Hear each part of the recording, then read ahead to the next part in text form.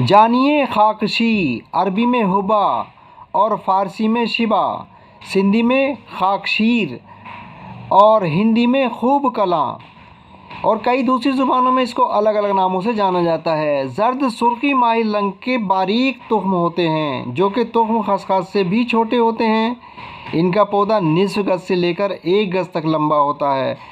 पत्ते बेशाखें, बारीक फलियां सरसों के फलियों के मुशाबा लेकिन निहायत बारीक होती हैं जो बारीक तुख्मों से भरी रहती हैं। तिब में इसको बीजों को इस्तेमाल किया जाता है। मुकाम पैदाइश हिंदुस्तान की फसल रबी में गेहूं और मेथी के साथ ही पैदा हो जाती है। मिजाज गर्म तर, दर्जा दोयम। अफ़आल दाफ़े तब, नाफ़े हैज़ा, मुनफिसे इखलात सीना।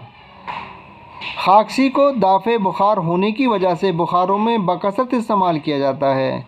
चेचक और खसरा में भी इसका जोशाना पिलाते हैं, नेज़ बिस्तर पर मरीज़ पर छिड़कते हैं। ऐसा करने से चेचक और खसरा के दाने जल्द ज़ाहिर हो जाते हैं। दिक और इत्फाल के लिए भी इसे मुफीद ख्याल किया जाता है। मुनफिसे इखलात सीना होने की वजह से सुरफ़ा मुज़मिन में इस्तेमाल कराते हैं।